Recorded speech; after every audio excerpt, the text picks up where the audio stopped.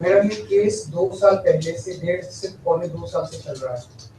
17 अगस्त को 2022 को सीबीआई की पहली केस फाइल हुआ था और 22 अगस्त 2022 को पीसीआईआर फाइल हुई थी। मुझे गिरफ्तार किया गया है। ना तो किसी कोर्ट ने मुझे दोषी करार दिया है, ना मेरे ऊपर कोई मुकदमा चला है, ना मेरे ऊपर कोई आरोप तय हुए हैं, ना मेरे ऊपर कोई आरोप तय हैं। अभी तक इस केस में सीबीआई 31,000 पेज फाइल कर चुकी है कोर्ट में और 294 विटनेसेस को एग्जामिन कर चुकी है। ईडी लगभग 162 विटनेसेस को एग्जामिन कर चुकी है और 25,000 पेजेस फाइल कर चुकी है। इन सारे विटनेसेस और सारे कागजों को मिला के मुझे क्यों गिरफ्तार किया गया है?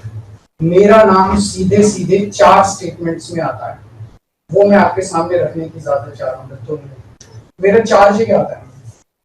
पहला, सी अरविंद मनीष सिसोदिया जी के सेक्रेटरी थे।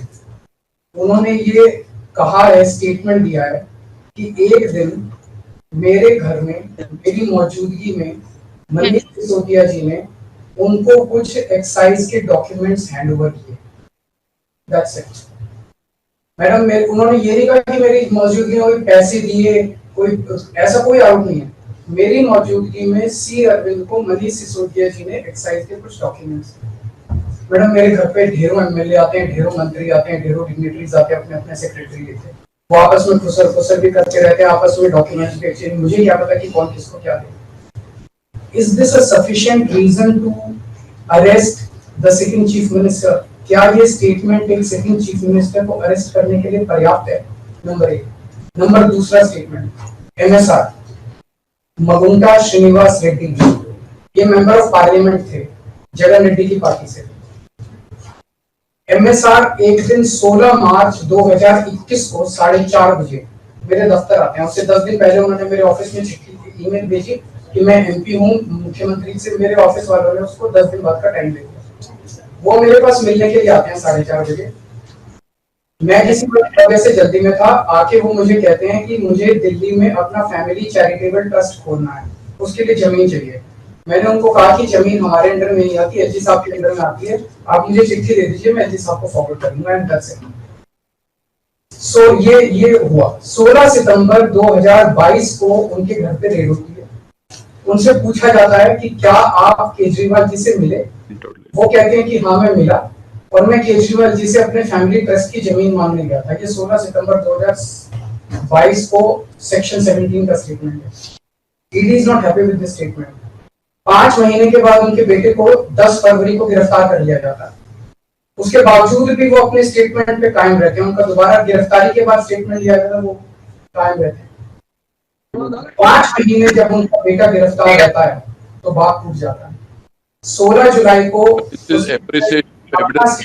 बदल लेते हैं। उसके बाद वो 16 जुलाई को वो अपना स्टेटमेंट बदल लेते हैं।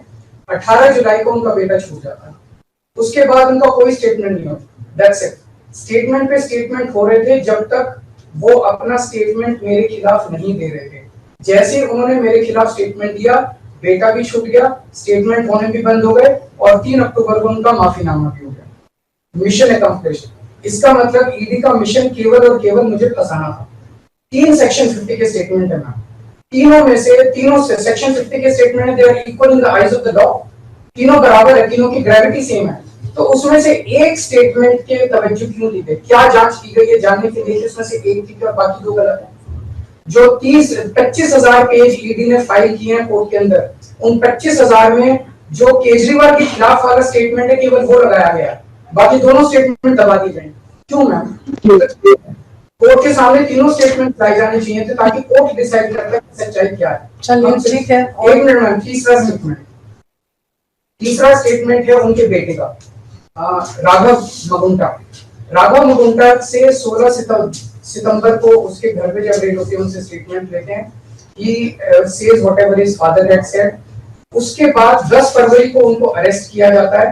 उसके बाद उनके 5 स्टेटमेंट्स होते हैं। 5 स्टेटमेंट्स में वो वही बोलते हैं जो पहले बोला। फिर 5 महीने तक वो जेल में रहते हैं।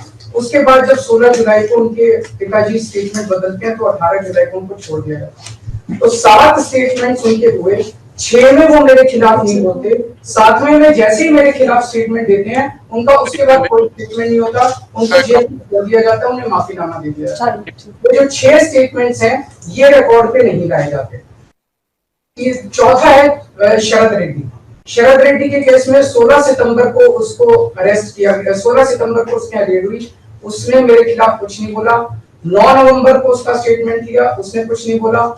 10 नवंबर को उसकी अरेस्ट हुई, उसके बाद उसके 9 स्टेटमेंट्स होते हैं मैम, 9 स्टेटमेंट्स वो मेरे खिलाफ नहीं बोलता।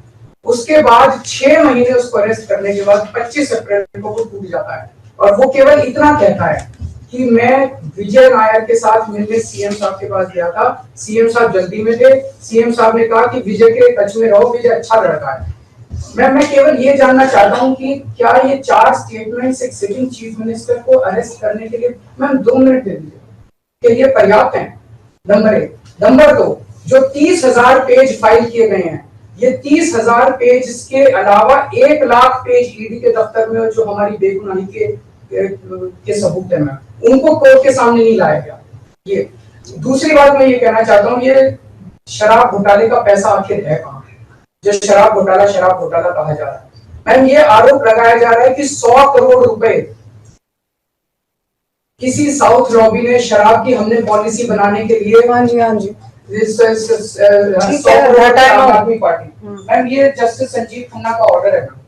जस्टिस संजीव खन्ना का ऑर्डर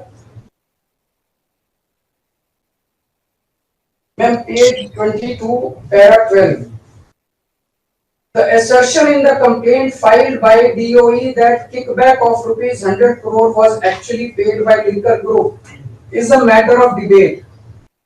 संजीव खन्ना कह रहे हैं, इसका मतलब ये साबित नहीं हुआ, इसका मतलब ये विवादास्पद है, इसका मतलब ये संदेहास्पद है, इसका मतलब इसके लिए सबूत नहीं है। तो जो 100 करोड़ रुपए ये कह रहे हैं कि हम लोगों ने रिश्वत ली, वो रिश्वत तो संदेहास्पद है, उसके तो सबूत ही नहीं है। लेकिन असली शराब घोटाला क्या है? असली शराब घोटाला शुरू होता है ईडी की जांच के बाद। जब ईडी की जांच शुरू हो जाती है, ईडी की जांच के 2 मकसद हैं। एक स्मोक स्क्रीन क्रिएट करना पूरे देश के सामने, आम आदमी पार्टी ने चोरी की है, आम आदमी पार्टी भ्रष्टाचारी है, आम आदमी पार्टी ने शराब घोटाला किया, और उसके पीछे एक्सटॉर्शन रैकेट करना, जिसके जरिए वो एक्सटॉर्शन रैकेट करना जिसके जरिए वो पैसे इकट्ठे कर रही है। मैं आपको सबूत दे रहा हूँ। शरद रेड्डी के केस में शरद रेड्डी को बेल 2 वजह से मिली। एक, शरद रेड्डी ने मेरे खिलाफ स्टेटमेंट दिया और शरद रेड्डी ने अरेस्ट होने के बाद 55 करोड़ रुपए का चंदा बीजेपी को दिया। 55 करोड़ रुपए के bonds arrest, so he bought his bail ma'am, he bought his bail. Now the money trail is clearly established. Money trail is clearly established. Ma'am, just last 1 minute. Last 1 minute. The money trail is established, ma'am. उसने अपनी bell arrest होने के बाद 55 करोड़ रुपए का चंदा BJP को दिया, बीजेपी के अकाउंट में सीधा गया। मनी ट्रेल इज एस्टैब्लिश्ड और यही पूरी जांच का मकसद था। एक तरफ आम आदमी पार्टी को क्रश करना, एक स्मोक स्क्रीन क्रिएट करना, भ्रम का पर्दा और पीछे से एक्सटॉर्शन करना।